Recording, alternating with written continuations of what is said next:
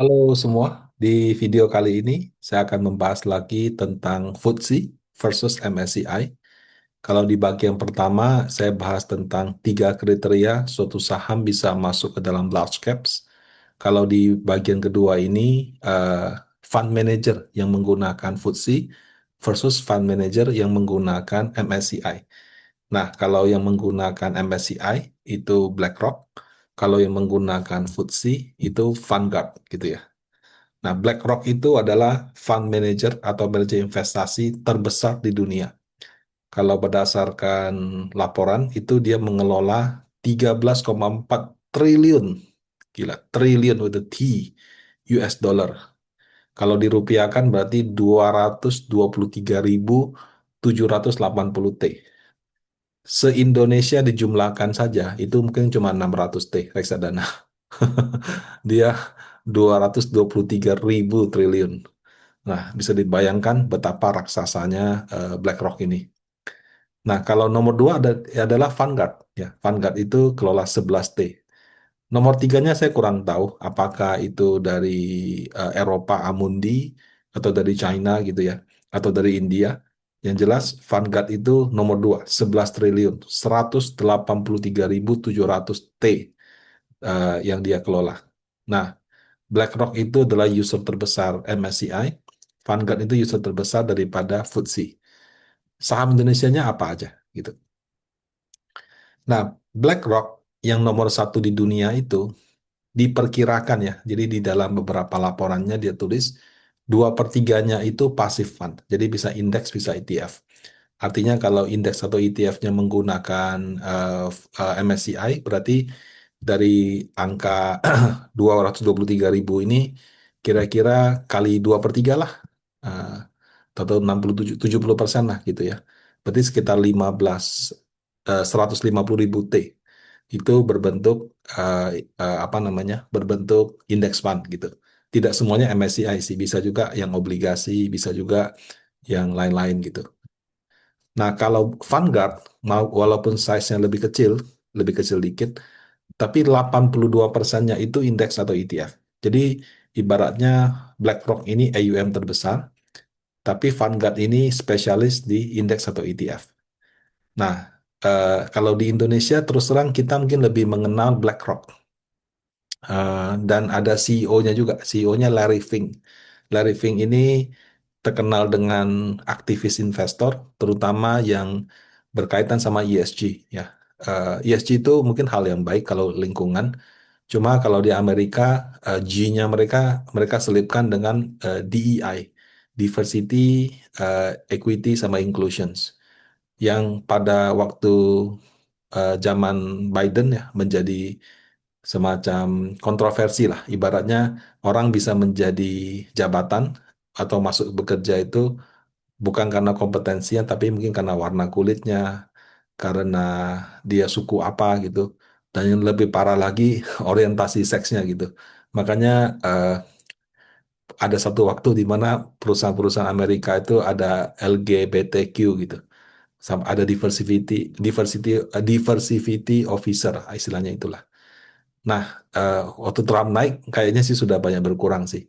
Tapi eh, Larry Fink ini dianggap sebagai salah satu aktivis investor yang mendorong praktek DEI di perusahaan-perusahaan di Amerika.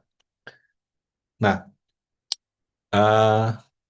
ETF BlackRock itu dia menggunakan MSCI dan dari sekian fund yang dia kelola, yang ada porsi saham Indonesianya itu yang besar ya, yang kira-kira cukup lumayan itu adalah di iShares Emerging Market ETF atau EEM. Ada juga satu lagi sih di iShares yang All Country World Index. Cuma bobot Indonesianya lebih kecil. Kalau di sini lebih besar. Kemudian kalau small caps-nya itu di iShares MSCI Emerging Market Small Cap ETF. Jadi Indonesia tuh masuk emerging market dan ETF yang emerging marketnya di dua ini yang besar ya. Ada juga dia ada banyak soalnya. Jadi produknya itu mungkin ada ratusan gitu. Nah, si EEM ya, EM yang double E 1M ini yang investasinya di saham large sama mid capsnya Indonesia. itu kelola dana 21 billion atau sekitar 351 T. Dan kalau di Indonesia itu bobotnya 1,12% atau 3,9 T di 18 saham. Kalau yang small cap itu kelola 409 juta dolar setara 6,8 T. Kira-kira 2,1% atau 142 M di saham Indonesia. Bobotnya totalnya 44 saham. Nah, jadi kalau kita jumlahkan 3,9 sama 142 kira-kira 4 T lah gitu ya. Nah, berdasarkan publikasi MSCI, reksadana yang strateginya seperti EEM ini itu kira-kira ada 380. Jadi 18 kalinya. Ya kita nggak usah muluk-muluk lah, anggapnya 10 kali. Jadi kalau misalnya fund ini beli Indonesia 40 triliun, kalau yang sejenis di luaran ada 10 kali lipatnya, berarti orang akan beli 40 T. Nah, itulah kira-kira peluang apa orang sering tanya kan, ini berapa potensial inflow-nya? Nggak ada angka pastinya. Yang ada ya kita hanya pakai ilmu kira-kira aja seperti itu. Nah, kalau tadi BlackRock itu berbasis di New York, MSCI-nya juga di New York, FTSE ini berbasis di London, tapi Vanguard ini di US. Jadi kayak apa? Dia pakai penyedia indeks, tapi bukan dari US, yang dari Inggris gitu.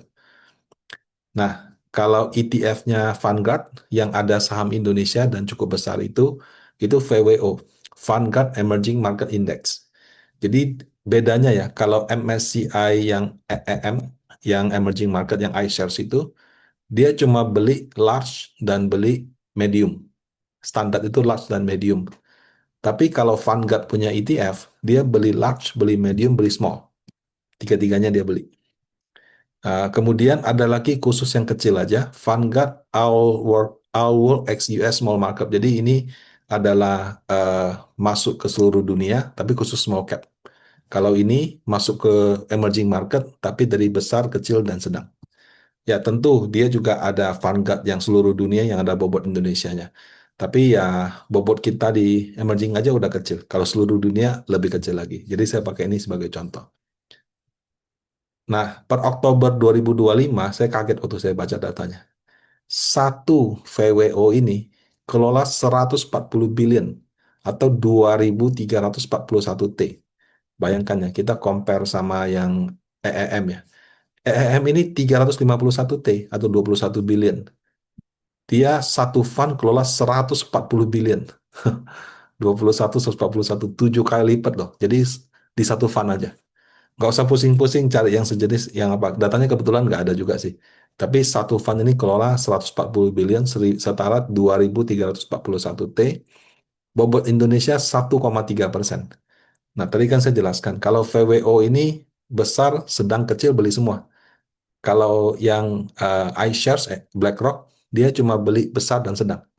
Kalau ini besar, sedang, kecil. Nah, 1,3%. Kalau yang ini tadi 1,12%.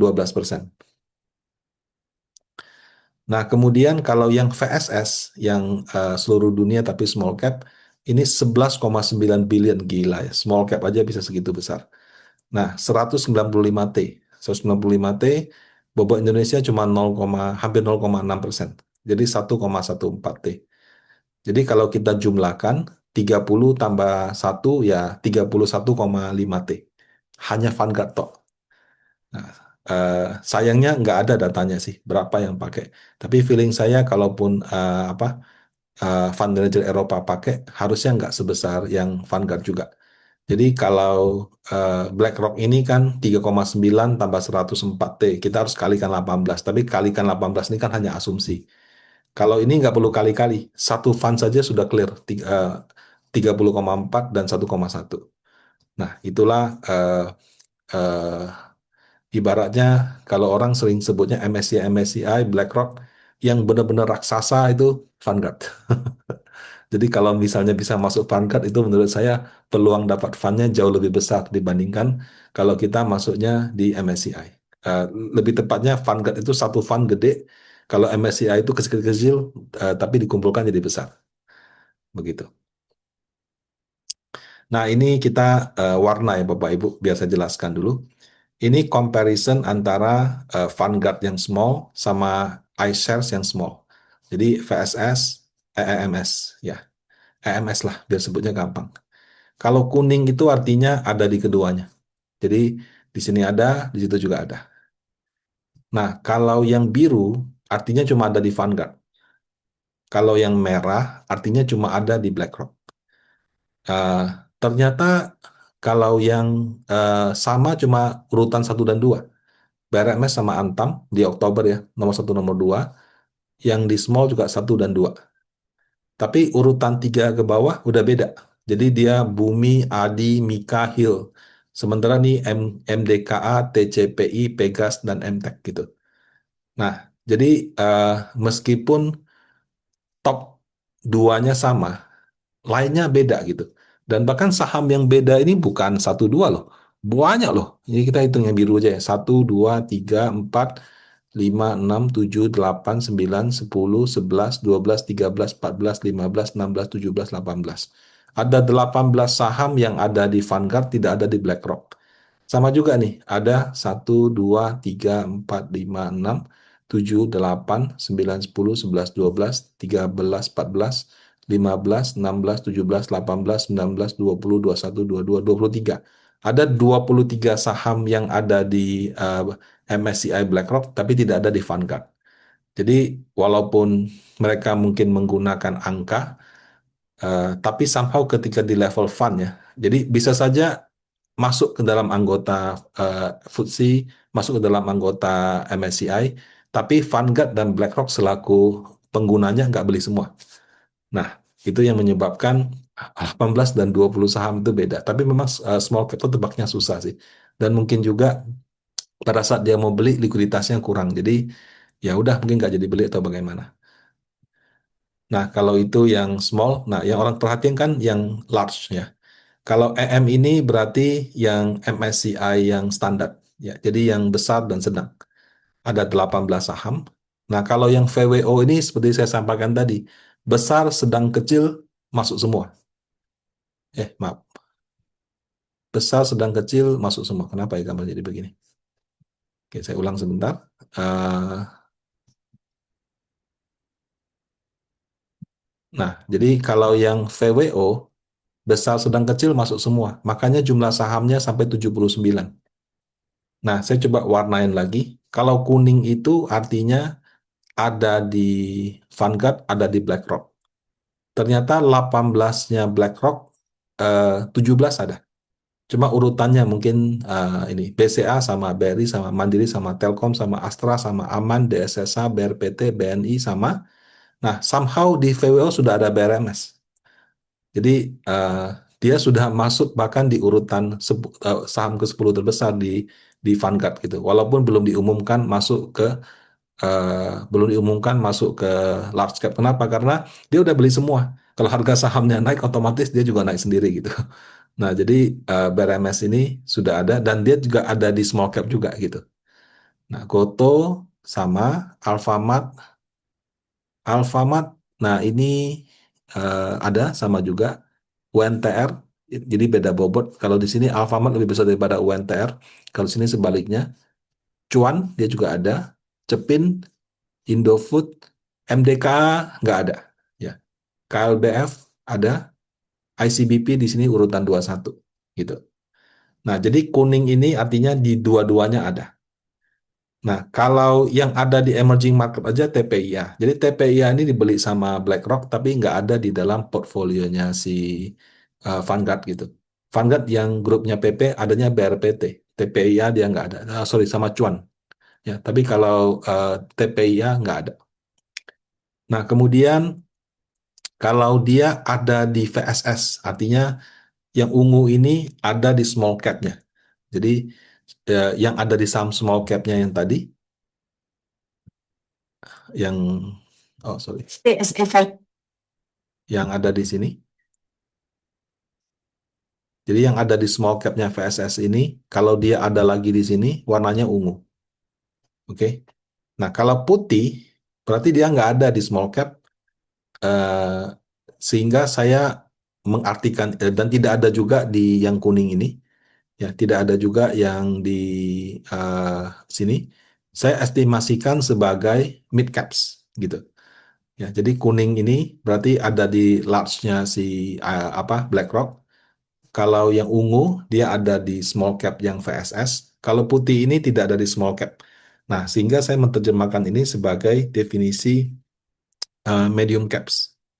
Nah, memang fund apa FTSE ini cara bacanya agak susah. Kenapa? Karena dia beli semua. Jadi saya nggak tahu mana yang big, mana yang medium, mana yang small. Tapi apa namanya? Dia punya size lebih besar gitu. Jadi dan kadang-kadang kalau dia ada di small, sudah ada di small nih, harganya naik kayak BRMS, dia tahu-tahu naik aja ke atas. Jadi tidak mesti dia masuk ke dalam large cap, dia ada di small cap pun dia bisa pindah ke large cap. Kalau iShares, MSCI lebih lebih strict gitu. Kalau dia nggak ada di standar, otomatis masuk small cap. Atau kalau nggak ada small cap ya sudah nggak ada sama sekali. Nah, jadi kalau emerging market ini dia lebih clear cut yang masuk sama yang keluar. Kalau di FTSE, karena dia fundnya beli semua, bisa aja dari tengah atau kecil merayap ke atas. Walaupun dia nggak masuk yang besar. Hanya karena simple portfolionya ada di sini. Nah, jadi ini yang mungkin bisa jadi perbandingan ya antara FTSE sama MSCI. Jadi MSCI itu memang lebih dramatis. Oh, ada saham di take out, ada saham masuk. Kalau di FTSE sahamnya nggak masuk, tapi kan harganya naik, urutannya jadi ke atas. Karena sebelumnya sudah ada di small cap. Sementara kalau bagi MSCI, small cap pindah ke big caps itu juga satu proses tersendiri, nggak otomatis. Nah, sementara kalau di Vanguard punya dimungkinkan, gitu. Nah, urutan tadi bisa dicek ya. Nah, kalau di ini tidak ada BRMS karena saya cut off datanya per Oktober. Kalau per November harusnya saham BRMS sudah masuk gitu. Itu ada di konten saya yang berikutnya sih. Nanti bisa dicek aja di IG. Nah, kalau kita lihat yang Vanguard itu 2300 T, 6 hampir 7 kali lipat daripada yang MSCI iShares BlackRock gitu. Jadi kalau misalnya ibaratnya diincar, bukan diincar sih, emiten bercita-cita sahamnya dibeli oleh asing, sebetulnya lebih worth it kalau dibeli FTSE-nya Vanguard daripada BlackRock. Kenapa? Karena size-nya raksasa ya. BlackRock ini raksasa tapi terpecah-pecah. Kalau Vanguard ini raksasa tapi terkumpul jadi satu gitu. Nah, tapi karena Vanguard punya kriteria ya, jadi kalau mau masuk Vanguard itu ada dua kriteria nih. Satu, kamu harus lolos dulu yang FTSE. Setelah lolos FTSE, baru kamu diseleksi lagi sama Vanguard. Makanya Vanguard itu sahamnya banyak dan kadang-kadang ada saham yang tidak dia beli juga gitu. Nah, eh, kalau saya lihat ya selama periode FTSE dari 2025 ya, Maret, Juni, September, tidak ada satupun saham yang masuk termasuk yang Desember ini. Jadi tidak ada saham yang baru yang masuk ke dalam large caps. Nah, sementara kalau MSCI kan tiap 3 bulan berubah sekali. Kalau ini sudah 1 tahun nggak ada saham yang masuk gitu. Eh, nah, di Desember ini saya pikir BRMS akan masuk ke large. Ternyata nggak juga, nggak masuk juga dia. Karena dia nggak masuk dalam large, ya sudah. Tapi secara praktek dia sudah ada di dalam VWO ini. Kenapa? Karena dia ada di small. Nah, sehingga kalau FTSE, sekali lagi, kamu kalau sudah masuk ke small, ya, itu kamu berpeluang dipromosikan menjadi large hanya karena sahammu naik, bukan karena kamu memenuhi kriteria itu. Sementara kalau di MSCI, kamu harus benar-benar dipromosikan baru naik. Nah, itu yang menurut saya membedakan antara FTSE sama MSCI. Nah, kalau yang FTSE ya, misalnya kayak tadi BRMS, dia sudah ada di small cap. Terus katakanlah dia suatu saat dipromosikan jadi large cap. Apakah dia beli dari nol? Enggak, dia sudah punya. Paling dia nambah aja bobotnya. Tapi dia nggak melakukan pembelian dari nol. Nah, kalau yang di MSCI beda, dia kan tidak dari standar. Terus masuk ke standar, berarti kan dibeli dari nol. Jadi memang uh, inflow outflow itu memang lebih dramatik lah, lebih ada flow di MSCI dibandingkan FTSE. Itu juga yang menurut saya kadang-kadang menjadikan FTSE ini kok kurang dapat perhatian gitu. Ya karena nggak ada dramanya. Kan orang Indonesia kan suka ada drama-dramanya. Dan memang si FTSE juga menyatakan sendiri, mereka itu lebih suka low volatility. Jadi mereka nggak begitu nyaman kalau ada saham yang sering keluar masuk dalam itu, karena memang mereka tidak mau turnover terlalu tinggi. Jadi kalau dibandingkan ya kriteria untuk masuknya itu saya lihat memang sedikit lebih ketat. Ya, dia pakai median, pakai 4%, pakai 5%. Nah, itu menjadikan suatu saham itu kalau mau masuk itu jadi lebih sulit. Tapi asal dia sudah masuk dalam small cap, eh, dia berpotensi dipromosikan secara natural ke dalam large cap gitu. Nah, demikian konten tentang FTSE dan MSCI. Semoga bermanfaat. Kalau ada pertanyaan bisa di kolom komentar ya. Terima kasih.